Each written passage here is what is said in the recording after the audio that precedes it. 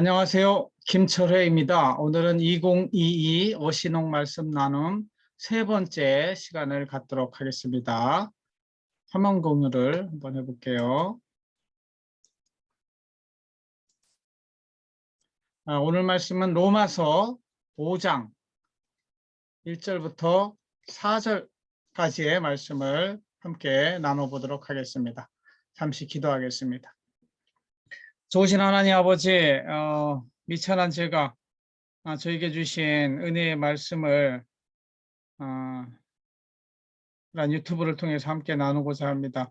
누구와 이 말씀이 나눠지든지 간에 하나님께서 그 마음을 주장하시고 저에게 주신 그 말씀의 깨달음이 동일하게 전달되고 이 말씀을 통해서 힘을 얻고 그 자리에서 다시 일어서는 그러한 계기가 될 수 있도록 이 말씀을 사용하여 주시옵소서.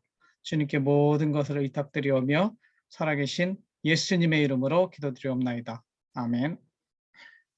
오늘 제가 나누고자 준비한 말씀은 로마서 1장부터 로마서 5장의 1절부터 4절까지 말씀이 되겠습니다. 한번 읽어볼게요. 그러므로 우리가 믿음으로 의롭다 하심을 받았으니 우리 주 예수 그리스도로 말미암아 하나님과 화평을 누리자. 또한 그로 말미암아 우리가 믿음으로 서 있는 이 은혜에 들어감을 얻었으며 하나님의 영광을 바라고 즐거워하느니라. 다만 이뿐 아니라 우리가 환난 중에도 즐거워하나니 이는 환난은 인내를, 인내는 연단은 소망을 이루는 줄 알미로다. 한 번만 더 읽겠습니다. 로마서 5장 1절로 4절 말씀. 그러므로 우리가 믿음으로 의롭다 하심을 받았으니 우리 주 예수 그리스도로 말미암아 하나님과 화평을 누리자. 또한 그로 말미암아 우리가 믿음으로 서 있는 이 은혜에 들어감을 얻었으며 하나님의 영광을 바라고 즐거워하느니라. 다만 이뿐 아니라 우리가 환난 중에도 즐거워하나니 이는 환난은 인내를, 인내는 연단은 소망을 이루는 줄 알미로다. 아멘. 먼저 로마서 전체를 한번 살펴보면 문맥상 그 로마서는 지금 5장으로 들어가고 있는데요. 1장하고 4장, 그리고 5장, 8장, 9장에서 10장, 12에서 15장, 15, 16장 이렇게 구분될 수 있습니다. 그래서 이 5장을 시작하고 있는데 5장 시작하기 전에 1장부터 4장까지의 말씀은 핵심이 우리가 이제 종교개혁의 모토라고 하는 믿음으로 구원을 얻는다. 이신득이 믿음에서 믿음에 이르게 하는 이신득이의 의에 대해서 이야기를 하고 있습니다. 그래서 그 믿음이 무엇이냐, 특히 이제 아브라함의 믿음을 4장에서 설명하고 있는데 그 아브라함의 믿음은 죽은 자를 살리시고 없는 것을 있는 것으로 부르시는 하나님이다. 그래서 로마서 4장 17절 말씀을 보면 기록된 바 내가 너를 많은 민족의 조상으로 세웠다 하심과 같으니 그가 믿은 바 하나님은 죽은 자를 살리시고 없는 것을 있는 것으로 부르시는 이시니라. 그래서 이제 아브라함의 믿음, 아브라함이 믿음으로 구원을 얻었다 하는 이야기로 4장이 정리가 됩니다. 그리고 5장으로 넘어오는 거죠. 그래서 이 5장에 넘어와서 첫 번째 말씀이 이렇게 합니다. 그러므로, 그러니까 이신득이 아브라함도 믿음으로 구원을 얻었으니 이런 거예요. 그 믿음이 뭐냐? 예수 그리스도를 믿는 것이죠. 믿음으로. 그리고 그 구약을 설명할 때는 율법이 아니라 믿음으로 구원을 얻는 것이다. 그래서 그러므로 우리가 믿음으로 의롭다 하심을 받았으니 우리 주 예수 그리스도로 말미암아 하나님과 화평을 누리자 이렇게 이야기를 합니다. 그래서 말씀드렸지만 1장에서 4장을 다시 한번 요약하면 믿음으로 말미암아 구원을 얻는, 다른 것을 바울 선생님이 강력하게 주장을 합니다. 그래서 구약 사람들은 불쌍한 것이 뭐냐, 율법만 있었는데 율법으로는 불완전했다. 그것으로는 완전한 구원에 이르지 못하는 그런 한계가 있었는데 예수님이 오심으로 인해서 예수님이 십자가에 죽으시고 그 십자가에서 나의 죄를 대신해서 죄값을 치르셨다는 그 사실을 믿음으로 구원을 얻는다. 그러니까 율법은 불완전하지만 예수 그리스도는 완전한 구원의 근거가 된다. 이 말씀을 하는 것이죠. 그래서 저는 로마서 전체를 기회 되실 때 꼭 보시고 제가 또 기회가 되면 로마서만 따로 한번 제 말씀 나눔을 할 텐데 로마서 3장 21절, 22절 이것이 저는 로마서 전체의 핵심 문구, 핵심 주제 문구라고 생각합니다. 한번 읽어볼게요. 이제는 율법 외에 하나님의 한 의가 나타났으니 율법과 선지자들에게 증거를 받은 것이라. 곧 예수 그리스도를 믿음으로 말미암아 모든 믿는 자에게 미치는 하나님의 의니 차별이 없느니라. 한 번만 더 읽을게요. 로마서 3장 21절 22절 말씀. 이제는 율법 외에 하나님의 한 의가 나타났으니 율법과 선지자들에게 증거를 받은 것이라. 곧 예수 그리스도를 믿음으로 말미암아 모든 믿는 자에게 미치는 하나님의 의니 차별이 없느니라. 이 율법과 선지자라고 하는 것은 구약 성경을 말합니다. 구약 성경의 최종 목적지가 뭐냐? 예수 그리스도가 이 땅에 오실 것이다. 이것을 예표한 것인데 그 증거를 받고 예수 그리스도가 이 땅에 오셨고 그 예수 그리스도를 믿음으로 말미암아 모든 믿는 자에게 하나님의 의가 생겨난다는 것이죠. 그래서 예수님을 믿기 이전에는 우리는 존재적으로 악인이고 죄인이었고 하나님의 입장에서 하나님의 원수, 에너미였다는 거예요. 그러니까 하나님과 갈등할 수밖에 없는 존재였어요. 그러나 예수 그리스도를 믿음으로 우리는 하나님의 입장에서 의인으로 변화가 됩니다. 그리고 하나님은 우리를 자녀로 불러주십니다. 구약에서는 하나님을 아버지라고 부르는 표현들이 거의 안 나옵니다. 그러나 예수님은 기꺼이 우리들에게 하나님 아버지라고 부르라고 이렇게 신분의 변화가 있는 것이죠. 그래서 악인이 의인으로, 죄인이 의인으로 변화된 큰 사건이 바로 예수 그리스도의 십자가 사건이다. 그렇기 때문에 우리는 더 이상 하나님과 갈등하는 존재가 아니고 화평하는 존재, 평화롭게 살 수 있는 존재로 변화되었다. 이 이야기가 5장 1절의 말씀이 되겠습니다. 2절의 말씀으로 가면 또한 그로 말미암아 우리가 믿음으로 서 있는 이 은혜에 들어감을 얻었으며 하나님의 영광을 바라고 즐거워하느니라. 그러니까 첫 번째는 믿음으로 말미암아 하나님과 화평을 이룬다고 그랬잖아요. 두 번째는 믿음으로 서 있는 이 은혜에 들어감을 얻었고 하나님의 영광을 바라고 즐거워한다는 거죠. 이제 이 우리의 믿음으로 받은 구원은 이제 그 학자들에 따라서 많은 논란이 있을 수 있습니다. 켈빈주의자와 알비니안이라고 하는 어떤 그 자유의지를 강조하는 사람들에 따라서 그러니까 전적인 은혜냐 아니면은 성화의 결과냐 이렇게 논쟁의 여지가 있을 수 있지만 제 마음속에 있는 거는 뭐냐면 하나님이 주신 믿음은 100% 하나님이 은혜로 주신 by grace. 그렇죠? 그리고 또한 100% 우리가 믿음으로 얻은 구원이죠. through faith. 여기에 우리의 의지적인 자유의지가 또 작용해서 하나님을 믿고자 하는 의지도 동일하게 작용한다고 보는 것이죠. 아무튼 그런 논의는 신학적인 논쟁이니까 그건 다 이제 나중에 기회 될 때 하고요. 하여튼 예수 그리스도를 통하여 믿음으로 서 있는 우리가 은혜에 들어가 있습니다. 은혜에 들어간 자의 특징은 기뻐해요.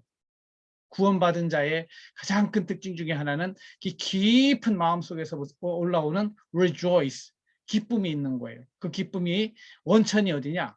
내가 구원받았다고 하는 것을 깨달은 것이죠. 그래서 그 가운데 구원받은 자는 정말 하나님을 더 알고 싶어 하는 거야. 하나님을 더 알고 싶고 하나님의 영광이 무엇인지 알고 싶고 하나님 나라에 가고 싶고 이런 마음이 들어야 진짜 구원받은 사람입니다. 그래서 가장 소망하는 바는 하나님 나라에서 면전에서 하나님을 보면서 예배를 드릴 수 있는 그날이 오길 바라는 것이죠. 그래서 예수 믿는 진짜 예수쟁이들은 뭐예요? 재림을 기다려야 되는 것이죠. 그래서 초대교회 편지들에도 마라나타 이렇게 이야기하는 거예요. 예수님 빨리 오십시오. 그런 마음으로 살아가는 게 진짜 믿음인 것이죠. 고린도후서 3장 18절에 보면은 바울 선생님이 이렇게 이야기를 합니다. 우리가 다 수건을 벗은 얼굴로 거울을 보는 것 같이 주의 영광을 보매 그와 같은 형상으로 변화되어 영광에서 영광에 이르니 곧 주의 영으로 말미암음이라 이렇게 되어 있죠. 우리는 지금 하나님 나라에서 너무 모릅니다. 하나님에 대해서도 사실은 성경에서 제공하는 것 그 이상을 모릅니다. 그러나 우리가 하나님 나라에 가게 됐을 때는 정말 하나님에 대해서 우리 하나님께 질문할 게 얼마나 많습니까? 그런 것들 다 물어볼 수 있고 하나님의 영광이 이런 것이구나. 하나님 나라의 기쁨이 이런 것이구나. 우리가 경험해 보지 못한 그 세계로 들어갈 수 있다는 것. 그것이 우리 안에 소망이 되고 즐거움이 되는 것이죠. 그래서 2절이 그렇게 돼 있고요. 3절, 4절로 가면 세 번째로 다만 이뿐 아니라 우리가 환난 중에도 즐거워하나니 이는 환난은 인내를, 인내는 연단은 소망을 이루는 줄 알미로다. 제가 제일 나누고 싶은 여기 세 번째입니다. 그래서 와서 5장 1에서 4절에 세 가지가 나오는데 이뿐 아니라 첫 번째는 하나님과 화평을 누리게 됐고 두 번째는 하나님의 영광을 소망하며 즐거워하게 됐고 세 번째는 환난 중에도 즐거워할 수 있는 그런 변화가 일어난다는 것이죠. 그러면 어떻게 환난 중에도 즐거워할 수 있는가? 그리고 진짜 참된 즐거움은 어떤 즐거움일까? 우리는 대부분 우리 아들도 뭐 게임할 때 즐거워해요. 게임에서 오는 즐거움, 뭐 세상에 주는 즐거움, 돈을 얻었을 때의 즐거움, 많은 것들이죠. 이 세상에 주는 즐거움이냐, 하나님이 주는 즐거움이냐, 이런 것들을 우리 스스로 분별해 볼 필요가 있습니다. 그러면 왜, 어떻게 환난 중에도 즐거워하는가? 이 질문을 우리 마음속에 이렇게 한번 해보는 것이죠. 영어로 보면은 환난은 suffering 이렇게 되어 있고요. 그 다음에 인내는 perseverance 또는 endurance 이렇게 이야기합니다. 그리고 인내는 character, 소망은 hope. 그래서 이 앞글자를 써서 저는 SPCH의 삶이다 이렇게 늘 마음속에 새기고 있는데 첫 번째 SP의 단계죠. 환난은 인내를 이룹니다. 그러니까 고통 속에 인내하는 것이죠. 우리 성경에 많은 믿음의 조상들, 증인들이 나옵니다. 그들의 삶을 돌아보면 우리가 생각하는 것처럼 대한민국의 이 기복신앙이 교회에 들어와가지고 예수를 믿으면 복 받을 거야. 예수를 믿으면 뭐 시험에 합격할 거야. 택도 없는 소리죠. 제가 볼 때는. 물론 구약에 그런 것들이 좀 나옵니다. 서원기도 하고 하나님한테 천일기도 하고 뭐 이렇게 솔로몬도 지혜를. 그러나 그게 본질은 아닌 것이죠. 성경에서 가르쳐주는 본질은 우리 믿음의 조상들이 인내할 줄 알았다. 인내로서 기다리는 믿음이 있었던 거죠. 아브라함은 창세기에 보면 75세에 하나님의 부르심을 받습니다. 그러나 그 약속이 성취되는데 25년이 걸립니다. 그래서 100세에 이삭을 낳습니다. 이삭도 한번 잘 들여다보시면 40세에 결혼을 해요. 리브가하고. 그런데 20년 동안 아이가 안 생깁니다. 그 믿음의 조상들인데 자식들이 하늘의 별과 같이 바다의 모래같이 많을 거라고 그랬는데 그렇게 자식 복이 없었다니까요. 20년을 기다려서 에서와 야곱을 낳는 거죠. 그 3대째가는 야곱도 나중에 어떻게 합니까? 애굽에 가서 바로 앞에서 하느님 험악한 인생을 살았다고 하면서 인생을 돌아볼 때 그 에서와 싸우고 나서 외가댁으로 도망가잖아요. 그 도망가서 금방 올 줄 알았는데 한 달, 몇 달만 있다 와라 했단 말이에요. 그런데 20년이 되어서야 돌아옵니다. 성경에는 그 사이에 리브가는 사라진 걸로 나와요. 그러니까 자기 엄마의 임종도 못 지킨 아들이 된 거죠. 아무튼 그래서 거기 가서 큰 첫 번째 아내 라헬을 위해서 7년, 또 레아를 위해서 7년, 그리고 그 재산을 위해서 6년을 20년을 보내고 다시 고향 땅으로 돌아옵니다. 20년의 인내의 시간을 보내는 거예요. 야곱도 17세에 형제들로부터 버림을 받고 애굽의 노예로 팔려갑니다. 그리고 거기서 직살이 고생하고 배신도 당하고 그런 가운데 30세에 애굽의 총리가 13년을. 그러니까 이 성경의 인물들에서 우리가 찾아야 될 거는 이 사람들이 그 고통의 시간, 환난의 시간을 어떻게 인내했는가 이런 것들을 배울 필요가 있는 것이죠. 초대 교인들의 삶도 정말로 지금 이제 로마서가 쓰여지고 있는 이 시기잖아요. 서퍼링 가운데, 환난 가운데 포기하지 않고 견뎌내는 것입니다. 포기하지 않고 견뎌내는 perseverance 또는 endurance의 삶이 아까 이야기한 예수 그리스도 때문에 우리 안에 생긴다는 거죠. 그 인내의 힘이. 그리고 그 인내는 두 번째로 가서 연단을 이룬다고 하고 있습니다. 인내하는 가운데 이 연단이라는 표현이 사실은 이제 성경에서만 쓰이고 쉽게 이렇게 찾아볼 수 없는 말입니다. 제가 대학교 때부터 고민했던 그런 단어인데 이 연단이라는 단어가 뭘까? 영어로 찾아보면은 캐릭터 나와 있고 뭐 이게 이제 신약 성경이 라틴어로 쓰였으니까 그 그리스 쪽에서도 카락티스인가 뭐 이렇게 되어 있습니다. 근데 이 의미가 뭐냐면 우리나라도 찾아보면 연단이라는 의미를 찾아보면 이게 그 제 유튜브에서 요것만한 철덩어리가 있어요. 철덩어리가 불에 들어가서 불의 뜨거움을 견딥니다. 그러면은 이게 납작해지고 나중에 대장장이가 두드리면 호미가 돼요. 호미가. 그 장면을 봤는데 그 연단의 불의 연단을 거쳐서 이 주인이 원하는 모습으로 변화되는 것이죠. 그러니까 이 본래의 그 형상이 다른 형상으로 정말 주인이 원하는 형상으로 변화되는 그 과정을 연단이라고 한다. 이런 것이죠. 그래서 이 연단을 통해서 목적한 바, 창조주의 목적한 바에 이르는 것이 그 목적한 바가 뭐냐면 지난주에도 제가 말씀 나눴지만 모든 인간이 하나님의 형상으로 지원받았으니까 다시 예수님의 성품, 하나님의 성품으로 되돌아가는 것이죠. 그래서 예수님의 캐릭터를 가지게 되는 데까지 가는 것을 연단이라고 이해해야 될 것이라고 저는 생각을 하는 것이죠.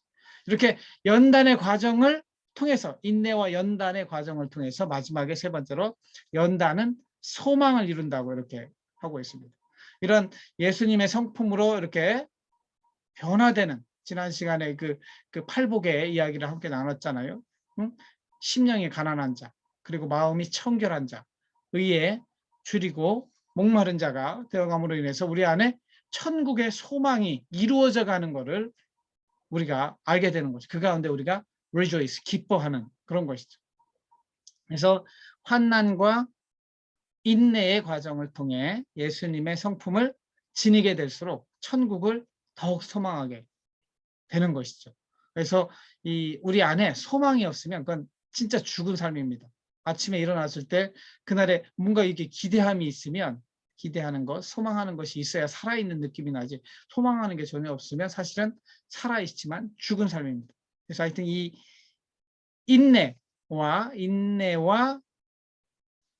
연단이 소망을 이룬다는 표현이 그래 돼 있다. 저는 그렇게 이해한다. 이렇게 말씀을 나누는 것입니다. 그래서 오늘 로마서 5장 1절로 4절 말씀에서 좀 깨닫고 또 함께 교훈으로 삼고 싶은 이야기 한 4가지를 정리해 봤습니다. 첫 번째로 하나님과 화평을 누리는 삶이란 무엇일까 우리가 고민해 볼 필요가 있습니다. 예수를 믿는다고 하지만 하나님에 대해서 어린아이처럼 맨 불평하고 불만하고 이런 사람들이 많이 있습니다. 그런 사람 정말 내가 구원받은 사람일까 고민해 볼 필요가 있는 것이죠. 그래서 하나님과 화평을 누리지 못하는 삶, 제가 늘 강조하지만 사불, 불안, 염려, 불평, 불만, 불신 속에 살아가고 있고 그 가운데 왜 나만 이런 고통을 겪어야 돼요? 왜 나만 이렇게 불안해야 돼요? 이렇게 불신으로 가는 사람들은 하나님을 원망하게. 제가 요즘 출애굽기 민수기를 읽고 있는데 그 당시에 그 홍해를 건너는 기적을 본 그런 이스라엘 백성이지만 먹을 게 없으면 또 다시 원망하고 그렇죠? 불평불만하는 이것이 불신의 마음이에요. 하나님과 화평할 수가 없어요. 또 하나님이 주시는 진정한 평안을 누리지 못하는 사람의 특징은 뭐냐면 마음속에 늘 죄책감 때문에 괴로워하는 거. 하나님한테 정직하게 다 털어놓지 못하고 그걸 가지고 있을 때 죄책감을 느끼는 겁니다.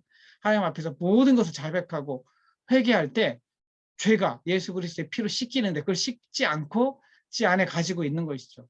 진정으로 예수를 안 믿는 거죠. 그런 사람들은 평화롭지 못합니다. 하나님과. 누가 그랬냐면 창세기 아담과 하와가 3장에 가면서 불순종 이후에 하나님을 피하게 됩니다. 하나님을 피하게 됩니다. 진정한 믿음이 없는 것이죠. 반면에 하나님과 화평을 누리는 삶의 특징은 뭐냐면 아까 이야기한 불평, 불만, 불신, 불안하는 것이 아니고 그 대신에 평안, 감사, 만족, 신뢰를 마음속으로부터 느끼는 거예요. 그 느끼는 삶이 어디서 오느냐? 하나님 앞에서 진심으로 나의 죄를 자백하고 회개하고 감사하는 가운데 느끼게 되는 것이죠. 그래서 죄로부터의 자유함을 느껴야 진짜 구원받은 사람입니다. 그러니까 죄를 짓지 않을 수는 없으나 예수님을 믿음으로 회개하여 씻는 작업이 매일매일 일어나야 되는 것이죠. 그러면 예수를 믿으면 죄를 막 지어드시느냐? Absolutely no. 절대 그렇지 않습니다. 진짜 예수를 믿는 사람들은 죄에 민감하게 되어 있어요. 지난 시간에 나눴지만 윤동주가 서시했었던 것처럼 양심의 가책을 느끼며 아주 작은 것에 대해서 민감한 사람이 그 마음속에 예수님을 모시고 산다는 증거입니다. 그래서 끝없이 그 죄를 안 짓도록 노력하고 죄였을 때는 또 하나님을 정직하게 고백하고 회개하는 그 삶이 하나님과 화평을 누리는 삶인 것이죠. 거기에 우리가 또 생각해야 될 때는 우리가 어떻게 화평을 누릴 수 있느냐, 하나님과 화평을 누릴 수 있는 그 근거를 묵상하는 시간을 가지는 것이 굉장히 중요합니다. 그러면 그 근거가 뭐예요? 예수님이 나를 대신해서 십자가에 나의 죄를 다 짊어지고 피값을 치르셨다. 이런 것이거든요. 그러니까 날마다 그 예수님의 그리스도의 십자가의 의미를 마음속에 생각하는 것이죠. 그러니까 묵상하면서 저는 그 옛날에는 147장 찬송가, 지금으로 따지면 새 찬송가 149장에 주 달려 죽은 십자가 찬양이 있습니다. 사실은 이 찬양을 우리가 매일매일 부르면서 한번 생각해야 되는 것이죠. 주 달려 죽은 십자가 우리가 생각할 때에 세상에 속한 욕심을 헛된 줄 알고 버리네. 죽으신 구주밖에는 자랑을 말게 하소서. 보혈의 공로 입어서 교만한 마음을 버리네. 못 박힌 손발 보으니 큰 자비 나타나셨네. 가시로 만든 면류관 나를 위해서 쓰셨네. 온 세상 만물 가져도 주 은혜 못 다 갚겠네. 놀라운 사랑 받은 나 몸으로 재물 삼겠네. 이 고백이 우리 안에 있을 때 내가 하나님과 화평할 수 있는 근거가 마음속에 단단하게 그리스도의 십자가가 자리 잡고 거기서부터 내 마음속에 불평, 불만, 불신, 불안한 것이 사라지고 반대로 감사와 찬양과 만족과 신뢰가 생기게 된다는 것이죠. 두 번째로 그 하나님의 영광을 바라고 즐거워하는 삶에 대해서 우리는 생각해 볼 필요가 있습니다. 우리 되돌아보면 너무 바쁜 자본주의 세상 속에서 우리의 신은 사실은 하나님이라고 우리 주일날 예배는 드리지만 사실상 어떤 사람에게는 돈이에요. 돈. 자식이 신이 되어 있는 사람들도 있고 자본주의에서 돈이 제일 크고 권력을 지향하는 사람들 권력을 쟁취하는 게 신이 되어 있는 경우도 많습니다. 그러나 하나님의 영광은 그런 것이 아니고 그런 것들은 다 우상인 것이죠. 그래서 예수님도 제자들한테 마지막으로 정말 진하게 중보기도하는 게 요한복음 17장이잖아요. 대제사장적 기도라고 부르는 거기 보면은 내게 주신 나의 영광을 저희로 보게 하소서. 제가 오늘도 제 주변 사람들을 만나고 왔는데 이 믿음도 이 세상에서 뭐 잘 살고 평안하게 살기 위해서 그런 수단으로 생각하는 사람들이 대부분 많습니다. 크리스찬 중에서도 저 자신도 그럴 때가 있고요. 그러나 본질적으로는 이 세상의 삶은 그림자의 삶이에요. 그림자의 삶이고 진짜 본질은 아까 나는 예수 그리스도와 함께 면대면으로 만나서 하나님의 영광을 볼 수 있는 그 자리를 소망하는 마음이 우리 안에 있어야 되는데 사실은 우리는 너무 한국교회는 빠르게 성장한 그런 장점도 있지만 그 안에 기복신앙이 들어가 있어가지고 모든 게 다 복하고 연결되어 있습니다. 축복설교가 너무나 많고 이미 받은 구원의 복에 대한 감사가 없고 매일 달라 그렇게 하는 것이죠. 그것이 정말 성경적인 삶인가 되돌아볼 필요가 있고, 이 생의 영광, 하나님의 영광이 아니라 사람의 영광이 아니라 진짜 하나님의 영광을 소망하는 삶을 살아야 되는 것이죠. 그래서 우리는 이 생에 그 요한일서 1장 3장 16절에도 나오잖아요. 안목의 정욕과 이생의 자랑과 육신의 정욕과 이것을 추구하는 게 아니고 진짜 하나님의 영광을 소망하는, 그 예수님이 기도하신 것처럼 저도 늘 묵상하지만 이게 아직 현실적으로 와닿지가 않아요. 이 영광은 사실은 위험한 거죠. 모세도 이거 보려고 했는데 너 이거 보면 죽어, 죄인들이. 그래서 성경적인 표현으로 따라 성경에 보면은 잠깐 뭐 이렇게 바위 틈에 숨어가지고 내 등만 잠깐 봐, 이런 표현들도 나오지만, 그러나 우리 마음속에는 우리의 죄를 깨끗이 씻어진 상태에서 정말 하나님과 면대면으로 만나는 그 신비로운 체험을 소망하는 그 마음이 늘 있어야 된다는 것이죠.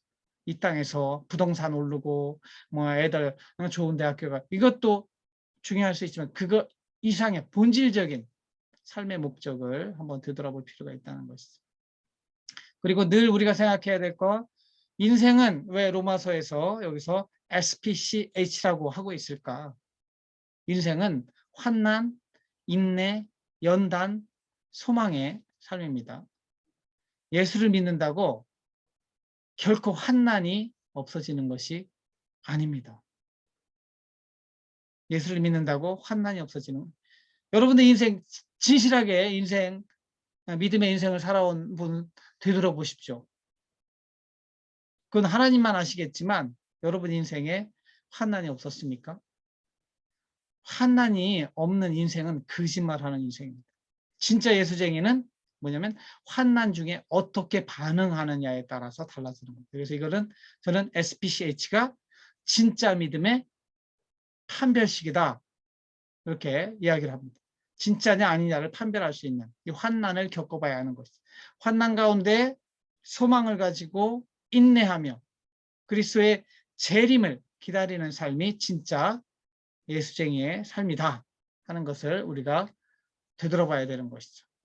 마지막으로 정리를 합니다. 우리는 말씀을 우리가 어떻게 삶에 적용할 수 있을까?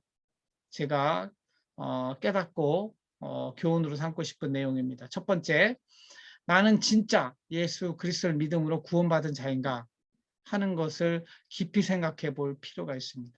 우리는 구원을 받기 위해서 교회를 다니고 구원을 받기 위해서 헌금을 하고 이런 마음으로 교회를 다닐 때가 많습니다. 이거 안 하면 내가 구원 못 받는 거 아닌가. 그 정말 잘못된 믿음입니다. 우리는 이미 구원을 받은 자이기 때문에 예배를 드리고 이미 구원을 받은 자이기 때문에 헌금을 하는 것이고, 구원받은 자의 자존심이 있기 때문에 죄를 짓지 않으려고 노력하는 것이죠. 그래서 늘 우리 안에 구원받은 증거가 있는지를 확인해야 돼. 이것이 굳이 구원파에서 이야기하는 그러한 질문이 아니고 우리 자신에게 늘 해야 되는 거예요. 그럼 내가 뭐가 달라졌지? 가장 큰 특징이 뭐냐면 하나님의 원수에서 하나님의 자녀로 변화된 겁니다. 하나님을 아버지, 주여, 아버지 이렇게 부를 수 있는 존재로 변화된, 아무도 하나님을 이렇게 쉽게 못 불러요. 아버지 하나님 이렇게 기도할 때도, 제가 처음 대학교 4학년 때 신앙생활 시작할 때 하나님을 아버지라고 부르는 게 얼마나 힘들었는지 몰라요. 왜냐하면 제 양심에 찔리거든. 그게 쉽지 않았거든요. 근데 이 믿음이 들어오고 나면 하나님을 아버지라고 부르는 하나님의 자녀가 되는 것이죠. 그러니까 이미 다 받은 거예요. 우리는. 그런데 그거를 의심하고 또 이것도 해야 되고 이것도 이거 해야 구원을 받지 않을까, 이거 안 하면 반대로 지옥 가는 거 아닌가, 이렇게 두려움에 떨고 있는 그 근거를 정말 다시 한번 되돌아볼 필요가 있는 것이죠. 그래서 전도 폭발 훈련이라는 게 있는데 거기 가보면 두 가지 진단 질문이라는 걸 합니다. 거기에 당신은 지금 죽어도 천국에 갈 믿음이 있습니까? 이거 묻습니다. 당신이 정말 천국에 간다고 대답하면 천국에 갈 이유가 무엇인가를 내 마음속에 준비하고 있어야 되는 것이죠. 그 믿음이 있는가를 확인해야 되고, 사실은 그 전도 폭발 훈련을 뭐 굳이 훈련으로 받는 이런 것이 아니라 나 자신에게 저는 늘 질문합니다. 내가 정말 지금 죽어도 천국에 갈 수 있는 존재인가? 그렇다면 내가 왜 지금 죽어도 천국에서 내가 다시 태어난 존재가 될 것인가에 대한 그리스도 예수의 그 십자가 은혜에 대해서 정말 깊이 있는 믿음을 가지고 있어야 되는 것이죠. 그래서 구원받은 자의 삶은 실제 현상적으로는 늘 보면은 교회를 다니고 있는데도 불안, 불평, 불만, 불신이 가득 차 있다. 여기는 사실은 구원에 대해서 다시 한번 정말로 구원파 받으면 확 넘어갈 사람들이에요. 구원파가 얼마나 무섭게 물어보는지 알아요? 몇 날 몇 시에 너 구원받은 증거가 뭐냐 이렇게 물어볼 때 그럼 확 넘어가는 거예요. 제가 정말 제가 구원 아직 못 받은 것 같습니다. 그러면서 구원파 쪽으로 쏠리는 경우가 있거든요. 그러니까 그 정도로 이 약점이 우리 안에 있는지를 되돌아봐야 돼요. 그래서 정말 구원받은 자가 어떻게 사는가에 대한 그러한 스스로에 대한 자문자답이 있어야 된다는 것이고, 두 번째는 나는 환난을 suffering을 어떻게 받아들이고 있는가 한번 살펴볼 필요가 있습니다. 지난 시간에도 나눴죠. 마태복음 5장 45절에 보면은 하나님이 의인과 선인에게 해를 동일하게 비춰주시고 비를 내릴 때도 의인과 선인이라고 너는 내가 구원받았으니까 비를 확 내리고 쟤는 악인이니까 그러지 않아요. 하나님은 마태복음 5장 45절 그대로 의인과 선인에게, 왜냐하면 의인이든 악인이든 하나님의 형상으로 지음을 받은 존재이기 때문에 하나님이 다 사랑하시는 거예요. 사랑하시는데 돌아오라는데 돌아온 사람이 있고 돌아오지 않은 사람이 있는 거예요. 그럼에도 불구하고 예수님 심판, 이 재림 심판이 있을 때까지는 여전히 하나님은 해를 동일하게 악인과 선인에게 비춰주시고 비도 동일하게 내려주시는 하나님이시라고. 그럼 차이가 뭐냐? 구원받은 자는, 예수를 믿는 자의 차이점은 동일한 상황과 처지에도 있음에도 불구하고 그 상황을 하나님께 감사하고 찬양하는 것이죠. 그러니까 이 suffering이라고 하는 고난의 상황 속에서도 아까 판별식이라고 했잖아요. 그때의 태도, 방향성이 다르다는 거죠. 믿는 사람의. 믿기 때문에 그 고난에서 피하고 믿기 때문에 기도하면 응답받고, 이게 아니라는 것이죠. 본질적으로는 그 상황, 세상 사람하고 믿지 않는 사람하고 동일한 상황과 처지를 겪되 그 가운데 그 마음의 태도, 실제 그 태도에 따라서 행동이 달라지는 그런 것이죠. 진짜 예수를 믿는 사람의 특징은 어떤 상황이든지 감사하고 하나님을 찬양하고 그런 것이죠. 그는 하나님의 뜻을 받기 위해서 기도하고 이런 사람이라고 볼 수 있는 것이죠. 세 번째, 나는 인내, perseverance, 연단, 캐릭터의 시간을 어떻게 받아들이고 있는가. 정말 쉽지 않은 문제죠. 고통 가운데, 암에 걸려서 고통 가운데 있는, 제가 우리 동생을 벌써 15년 전에 위암으로 보냈고, 우리 아버지도 뭐 환갑 때 일찍 하늘나라 가시고, 뭐 저 형제 중에 둘째 형은 아주 어릴 때 또 가고 이랬는데, 이런 어릴 때 정말 고생하고 이럴 때, 그러니까 믿음을 갖든 믿음을 갖지 않든 환난의 기간, 인내의 기간은 정말 쉽지 않습니다. 제가 고등학교 때 이렇게 책상에 보면은 우리 선배들이 책상에 탁 써놓은 게 가장 인상적이에요. 인내는 쓰다, 그러나 그 열매는 달다, 뭐 이런 표현도 나오는, 세상 사람들도 알고 있는 내용이에요. 그러나 이 성경적으로 보면은 그 인내와 연단의 시간을 어떻게 받아들이냐가 정말로 중요한 것이죠. 혹시 우리 안에 그런 마음이 없습니까? 시편 73편 3편에 보면은 악인의 형통함을 보고 시기하고 질투하고 있는 자신을 고백하는 시인의 모습이 나옵니다. 우리도 하나님 앞에서 그럴 때가 많죠. 하나님, 나는 주일 성수하고 11조하고 이런데 왜 나한테는 이렇게 고통이 오고 예수도 믿지 않는 저 사람한테는 저렇게 형통함이 있으니까. 그러한 시기와 질투가 우리 안에 누구한테 표현은 안 하더라도 마음속에서 팍 올라올 때가 많은 게 사실이죠. 각자마다 주관적으로 다 그런 게 있습니다. 왜냐하면 상황마다 누구는 또 뭐 가지고 있고 안 가지고 있고 이런 것들이 있기 때문에. 그러나 우리 안에 이런 마음이 있는가 한번 되돌아볼 필요가 있습니다. 이 시편 73편을 한번 천천히 읽어보시면 그 뒤에 이 시인이 깨달아요. 그 악인의 결국을 내가 알았고 그때 하나님 앞에서 깨닫는 장면이 나오는데 우리는 그 고난과 환난을 주신 하나님의 뜻을 알아야 돼요. 그냥 무작정 참아내는 것도 아니고 그 뜻을 좀 알려달라고 하나님께 기도하는 시간으로 나가야 되는 것이죠. 이게 우리가 혼자 하는 것이 아니고 예수님이 이미 우리에게 표본을 보여주셨어요. 십자가에 돌아가시기 전에 겟세마네 동산에서 정말 이 땀방울이 핏방울이 되기까지 그 은유적 표현이겠지만 비유적 표현이겠지만 근데 그렇게 열심히 하나님의 아들이신데도 그렇게 기도하시잖아요. 기도하는 가운데 하나님의 뜻을 꽉 잡는 거죠. 하나님의 뜻을 잡은 사람의 특징은 뭐냐면 순종이에요. 순종. 그래서 우리가 진짜 믿음을 가졌는가 이렇게 되돌아볼 때 내 안에 정말 예수님처럼 순종하고자 하는 믿음이 내 안에 생기는가. 그것이 하나님의 뜻이고 그것이 나에게 제일 유익한 것입니다. 그러니까 예수를 믿어서 이 땅에서 부유하게 되고 자녀들 뭐 좋은 대학 가고 이게 아닌 거죠. 예수를 진짜 믿는 사람은 하나님의 뜻에 기꺼이 기쁨으로 순종하게 되는 그 순간을 맞는 것이고 그러한 나를 통해서 또 다른 사람이 그렇게 살고 그러면서 이 세상이 변화되는 거죠. 우리는 예수를 믿고 교회를 다닌다고 하지만 실제 행동하는 거 보면 저 세상 사람들보다 더 이기적이고 세속적으로 생각하고 행동할 때가 많습니다. 사실은 저 자신이 그렇습니다. 그렇기 때문에 이런 자신을 되돌아보면서 야, 우리가 어떻게 예수님을 믿고 예수님을 따르겠다고 고백하는 인간인가 한 번은 정말 처절하게 회개할 필요가 있는 것이죠.